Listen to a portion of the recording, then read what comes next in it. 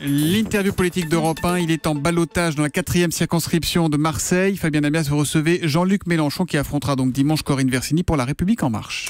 Bonjour Jean-Luc Mélenchon.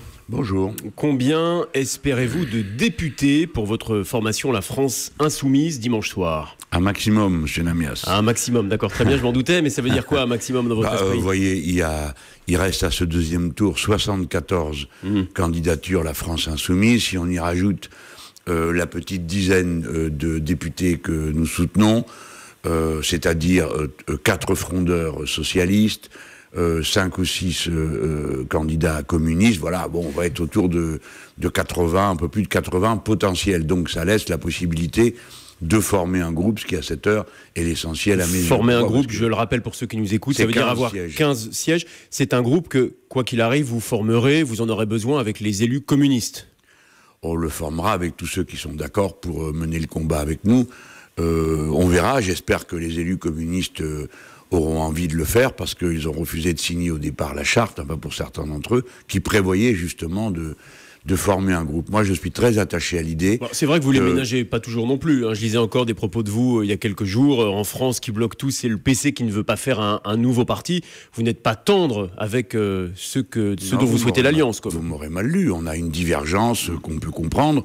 Moi, je crée un mouvement. D'autres sont très attachés à la forme de leur parti. Je n'y vois pas d'inconvénient. Mais il faudrait tout de même cesser de me reprocher continuellement tout ce qui ne va pas. Ce n'est pas moi qui ai maintenu des dizaines de candidats qui font qu'aujourd'hui, ceux de la France Insoumise ne parviennent pas au deuxième tour. C'est une réalité. Mais vous savez, monsieur Amias, moi je mets ça de côté. Le principal problème pour moi, c'est pas les bisbilles entre petits groupes, c'est ce phénomène de masse. Les gens ont préféré faire la grève froide du vote en n'allant pas voter, plutôt que de désigner de nous désigner même. Vous voyez, je balaye devant ma porte, nous comme la force d'opposition. Donc je leur dis, la force d'opposition, c'est nous. Et les amis, si vous le faites pas, vous allez terminer avec le parti unique et 570 circonscriptions Macron. C'est de la folie, Jean-Luc Mélenchon, on va parler de ça. Une petite question encore sur l'Assemblée.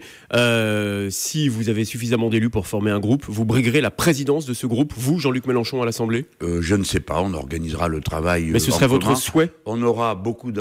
Non, mais si vous voulez, mes responsabilités sont plus grandes. Et je dois doser l'effort que je fournis. Pourquoi? Parce que il s'agit aussi d'articuler le groupe avec la lutte sociale qui va avoir lieu et avec le mouvement La France Insoumise qui compte 500 000 membres. Donc c'est une tâche énorme qui est devant nous. Mais la lutte aura lieu. Vous rappeliez à l'instant l'abstention qui a fortement marqué le premier tour et qui a été très forte chez ceux qui avaient voté pour vous lors de l'élection présidentielle, puisque seuls 42% de vos électeurs du 23 avril ont fait le déplacement dimanche dernier. Le mot d'ordre, ce matin vous vous adressez à ceux qui sont susceptibles de voter pour vous. Pourquoi est-ce qu'ils feraient le déplacement dimanche? Mais parce que je crois qu'ils ont besoin de nous. Et nous avons besoin d'être une force politique qui mène le combat. Enfin, quand même, les gens feraient se rappeler que c'est le code du travail qui va passer à la trappe. Ce sont les libertés publiques qui vont réduire. Donc je pense que les gens, maintenant, vont se dire, bon, ça vaut la peine d'aller donner le coup de main. Mais après, il faut respecter. Les gens, au premier tour, ont décidé de ne pas y aller. C'est leur choix. C'est pas par indifférence. Ils ont voulu... Vous dites pas, comme on a entendu dans un reportage cette semaine, celui qui est toujours député, Gilbert Collard, dire allez, tas de fainéants. On l'a entendu dire ça. Vous dites pas ça? Non, non, pas du tout.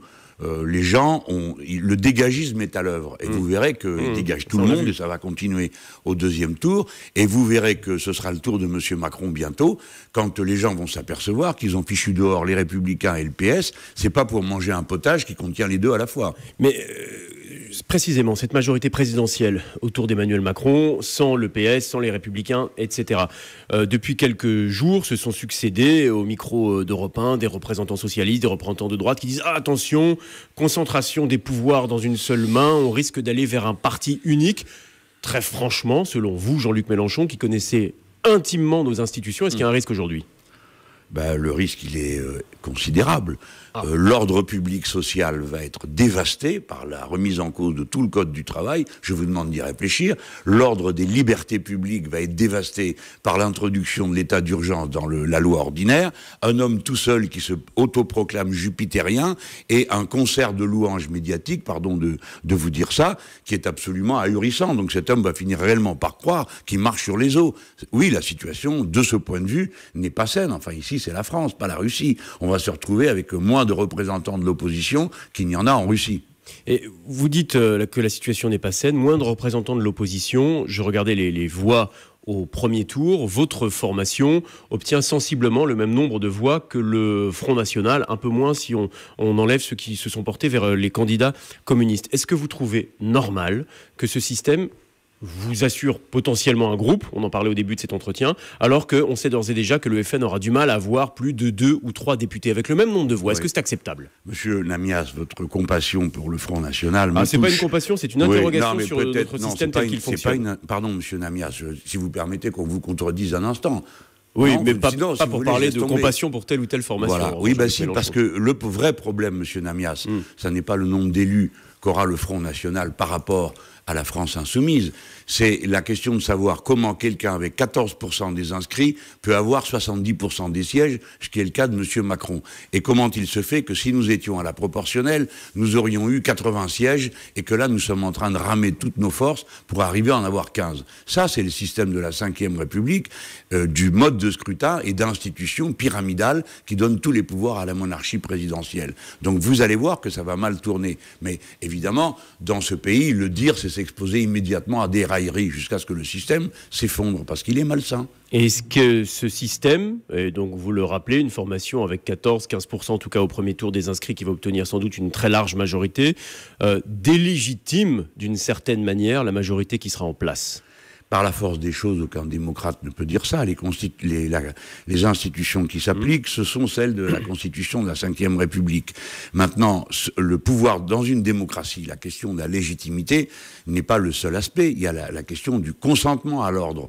Comment voulez-vous que la masse des Français, dont la moitié n'est pas allée voter, pour des raisons politiques, de grève froide, moi je ne dis pas que les gens étaient des feignants, comment voulez-vous qu'un pays où 14% s'approprie tous les pouvoirs, comment voulez-vous que la masse de la population consente à l'ordre qui résulte d'une telle situation ? Mais ça, c'est intéressant. Ça veut dire qu'au-delà de ce qui se passera dans l'hémicycle et des projets de loi qui seront sans doute votés les uns après les autres compte tenu de la majorité, s'il y a un problème de consentement, c'est par la rue qu'il doit s'exprimer, Jean-Luc Mélenchon ? La rue, c'est un mot excessif. On comprend que ça a une espèce d'imagerie émeutière, ce n'est pas le sujet. La démocratie, c'est à la fois la vie dans un entretien très intéressant d'ailleurs que vous avez accordé à Society cette semaine, vous parlez d'une mèche qui brûle déjà. Donc on sent quand même qu'il y a ce ferment de contestation. C'était ce que je comptais dire, mais si vous voulez bien... donc, on vous écoute. Oui, mais redites-moi la question, parce que... Est-ce que cette opposition qui ne pourra pas s'exprimer à l'Assemblée, est-ce qu'elle a vocation à s'exprimer dans la rue ? Mais d'abord, l'opposition a vocation à s'exprimer à l'Assemblée. C'est pour ça qu'il y a une démocratie parlementaire. Si une Assemblée, ça doit être une armée qui a le doigt sur la couture du pantalon, c'est pas la peine de faire une Assemblée. On appelle ça une dictature et l'affaire est réglée. Ce n'est pas une dictature. Une démocratie, ça suppose une majorité et une opposition. Je dis aux gens qui m'écoutent, permettez qu'il y ait une opposition humaniste, écologique et sociale, point numéro 1. 2, la démocratie sociale va continuer. Si vous croyez que les travailleurs de ce pays et les salariés d'une manière générale vont se laisser tondre simplement parce que tous les hebdomadaires du pays publient la photo souriante du jeune prince, vous rêvez. Ici, c'est la France et un siècle et demi de lutte sociale contenue dans le Code du travail ne vont pas être abrogés d'entrée de plume. Il y aura donc une lutte sociale. Et dont vous pourriez-vous, Jean-Luc Mélenchon, prendre la tête si besoin ? Parce qu'on a des syndicats qui sont aujourd'hui assez complaisants, en tout cas, qui sont très apaisés avec le nouveau pouvoir. Ce n'est pas mon analyse du tout. Bon. Vous verrez que les syndicats, ils sont contraints au réalisme du rapport de force. Le rapport de force aujourd'hui semble écrasant en faveur de M. Macron. Dès lors, les syndicats se tiennent prudents et avancent doucement en sachant que le texte ultime sur le Code du travail arrivera le 21 septembre. Il y a largement le temps de s'organiser. Non, moi je ne prendrai pas la tête, mais ce qui est clair, c'est que le groupe d'opposition que nous formerons à l'Assemblée sera, comme on dit, articulé avec le mouvement social. Ça va être mon travail numéro 1 avec ce groupe. Jean-Luc Mélenchon, un mot encore sur cette campagne. Dans l'interview que nous évoquions que vous avez accordée à Society, vous expliquez que la violence est naturelle chez tout le monde et qu'il ne faut pas avoir peur du conflit. Est-ce que cette campagne n'a pas été marquée par un trop-plein de violence, par un trop-plein de conflit, quand on voit ce qui s'est passé hier avec Nathalie Kosciusko-Morizet hier dans les rues de Paris? C'est peut-être moi qui l'ai poussé. Ah non, c'est pas du tout ma question, ni même mon insinuation. Moi, je n'ai pas... C'est sur la violence de cette société. Mais je n'ai jamais plaidé pour la violence. Monsieur Namia, je vous demande de bien préciser ce point. Jamais, d'aucune façon, et je ne cesse de dire à mes amis que la violence, nous en sommes toujours perdants. Je parle de la conflictualité. Accepter l'idée que la vie est faite de conflits. Les adultes acceptent les conflits parce que grâce à ça, ils peuvent les dépasser. Et dans la vie politique, c'est par la démocratie, la diplomatie que l'on dépasse la conflictualité. Mais il faut l'assumer. Maintenant, il est clair que dans la vie politique, on a vite fait de passer à une violence déchaînée. J'en ai subi largement le prix. Absolument. Ah ben, je fais l'objet d'un harcèlement sur chacun de mes mots, qui est une violence inouïe, mais je l'accepte parce que c'est une violence verbale et qui ne dépasse pas certaines limites. Et je condamne, mais pas pour vous faire plaisir, mais comme stratège et comme organisateur du combat de ma famille politique, pas de violence. Jamais ça se retourne toujours contre nous. Les propos sont très clairs. Nous sommes à quelques encablures ici du magnifique vieux port de Marseille. Oui. Élection dimanche, où vous êtes aujourd'hui favori. Si vous êtes élu, on entendait cette semaine dans les reportages de Mélanie Nunes, des Marseillais, qui disaient après l'Assemblée, Mélenchon, il faudra qu'il soit à la mairie. Est-ce que la prochaine étape pour vous, c'est la mairie de Marseille ? Non. C'est ferme. C'est clair. Je ne suis pas venu à Marseille pour être candidat à la mairie de Marseille. Je suis venu à Marseille pour y être le tribun du peuple marseillais qui parle au pays. Cette ville ne parle pas au pays, elle se parle entre elles, sa classe politique est très autocentrée, et Marseille ne parle pas au pays, alors que Lille parle au pays par Madame Aubry, Lyon parle au pays par Monsieur Collomb, et Toulouse parle au pays par Monsieur Moudin. Donc vous souhaitez néanmoins être une voix de Marseille à défaut d'en être le maire ? Je serai la voix du peuple qui ici représente si bien la situation sociale de tout le pays, en particulier dans cette circonscription, il y a des très pauvres, des très riches, et donc oui, voilà ma fonction, organiser, faire de l'éducation populaire, représenter les intérêts du peuple tout entier, et pas la combine locale, à l'Assemblée nationale. Voilà la mission que je me donne. Puis après, vous savez, les gens, ils sont capables de se fabriquer une équipe municipale sans moi ici, hein. Ils le savent, j'espère pour eux d'ailleurs. Mais ça, on aura l'occasion d'en reparler d'ici là, deuxième tour des élections législatives, dimanche, ici à Marseille comme partout en France. Bonne journée.